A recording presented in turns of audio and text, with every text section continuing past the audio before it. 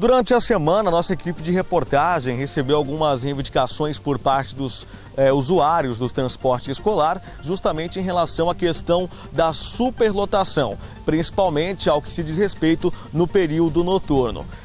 Pensando nessa situação, nossa equipe buscou hoje informações, um parecer justamente com a Secretaria Municipal de Educação, onde a secretária Arlinda Vian deu mais detalhes sobre a situação, o que será feito, quais as medidas serão necessárias para que não aconteça mais esse tipo de situação. E uma outra reclamação também foi justamente em questão do vandalismo que tem sido feito com os ônibus escolar aqui no município de Paranatinga. Vocês têm acompanhado aí as redes sociais e até mesmo vocês que têm feito essa cobertura, né? A gente tem observado que as estradas hoje praticamente estão intransitáveis. Por quê? É um volume muito grande de chuva e tem, por exemplo, hoje eu tive 2 linhas, né, que tiveram problema. Uma linha, quando o motorista chegou, tinha uma carreta atravessada na estrada, ele não pôde, ele não conseguiu passar, tá? Ele teve que voltar. Porque não teve como passar na estrada.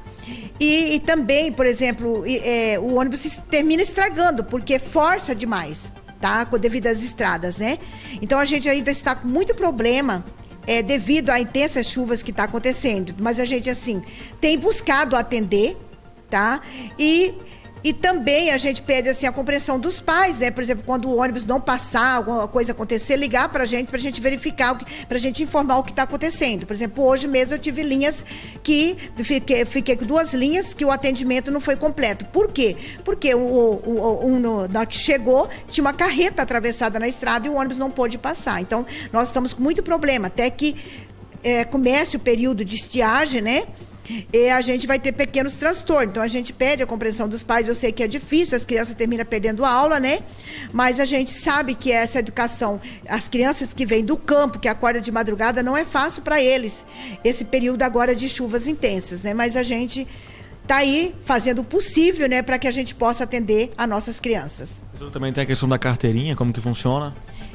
O que a gente pede também para os pais, né? Nós temos o departamento de transporte, sendo que a responsável é a Alzira, né?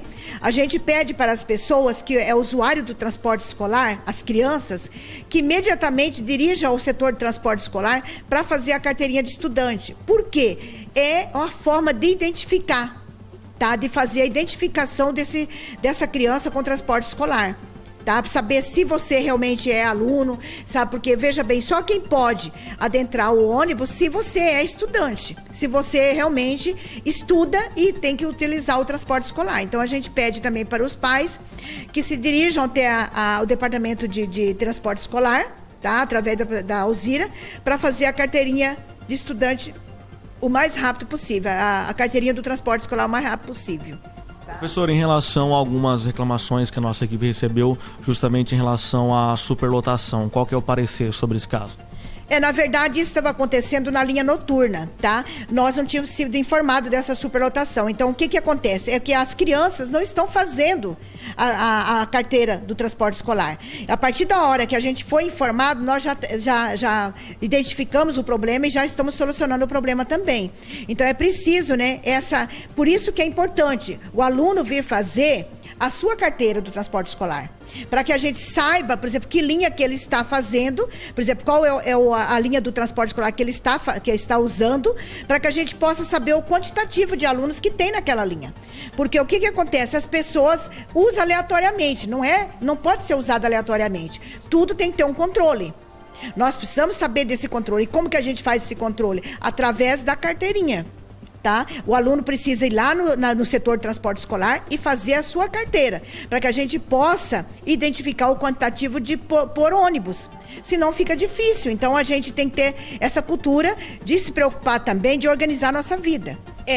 A gente assim, tem uma grande preocupação, Alexandre, com o usuário. Tá? O usuário do transporte escolar. Quem que é? O estudante que utiliza o transporte escolar.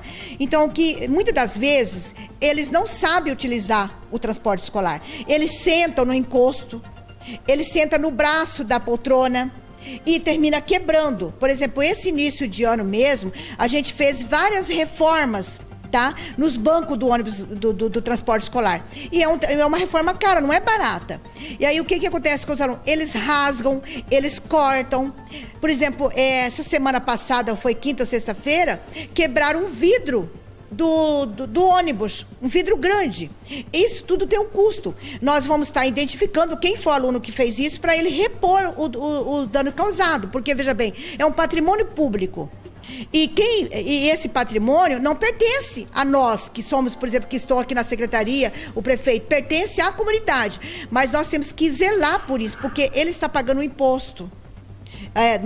Nós somos pagadores de impostos. Então, veja bem, se nós somos pagadores de impostos, nós temos que zelar pelo dinheiro público. Nós não podemos, por exemplo, estar estragando, estar fazendo vandalismo com aquilo que é público. Nós temos que zelar por aquilo que é público.